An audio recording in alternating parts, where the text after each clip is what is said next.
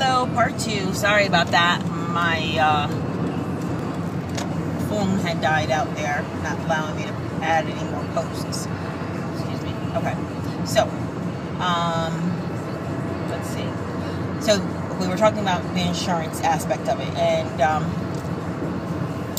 whether or not you would qualify. So that's it. So then, once you qualify, they're going to have you come in and you're going to have to sit through a 3-hour presentation where someone from the bariatric team will go over, the different types of surgeries that you are eligible for or that you might want. And lap band being one of them, followed by the gastric sleeve and the gastric bypass. Now, for those of you who don't know, the gastric sleeve is a procedure where they go in and they actually cut off or cut away part of the stomach. So they literally cut it right down in half. And gastric bypass, they reroute your system pretty much. They reroute like your intestinal tract and all of that stuff. Those both, for at least me, seemed a little bit too invasive, so that's why I chose to do the lap band procedure and have the lap band because, one, it's reversible. 2, I could always go to one of those more invasive procedures.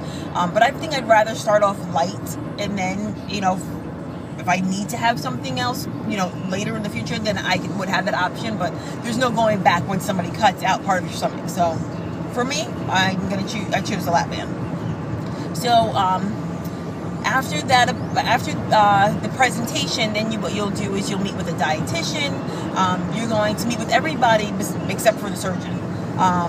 The surgeon you really don't meet until it's almost time for surgery, your surgery day.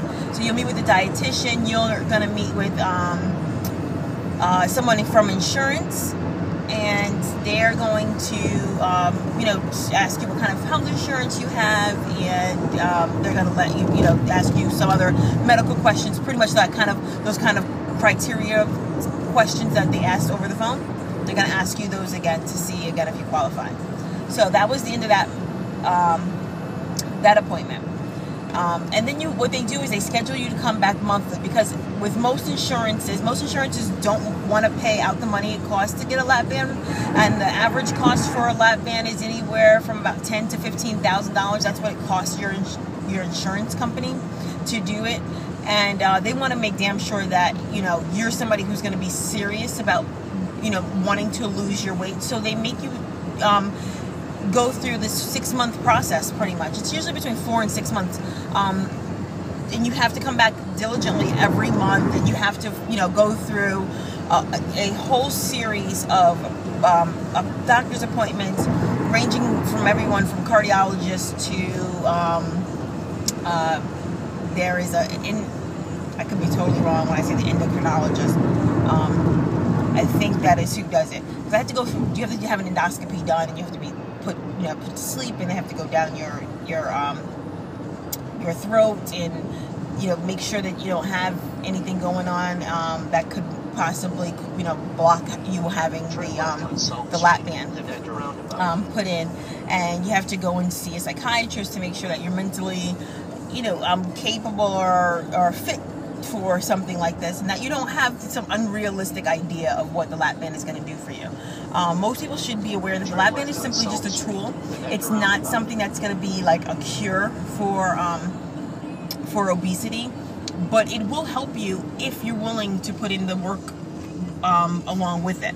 So it does take care of weight loss as long as you're willing to help the process out.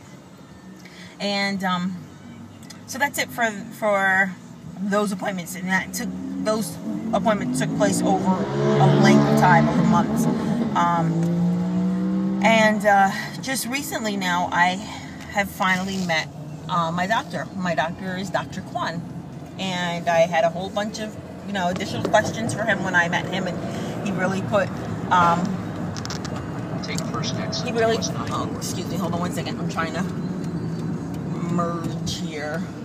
He really put my fears aside, like with different questions that I had, with regards to, with the shelf life for this, and You know, is it something I'm going to need again? And he answered the questions honestly. I mean, of course, he didn't say, oh, no, you're never, you know, it's never going to slip. There are people who've had that, and that scares me. Like, that really, truly does scare me. Because even the thought of anybody going inside of my body, like, scares me. You know, I've had my tubes tied, you know, after I've had my children, and, you know, that even scared me.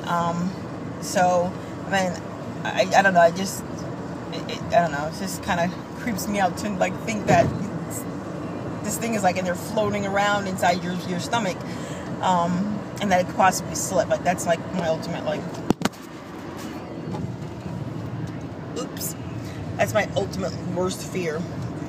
So, I don't know, but I'm gonna still go through with this, anyway.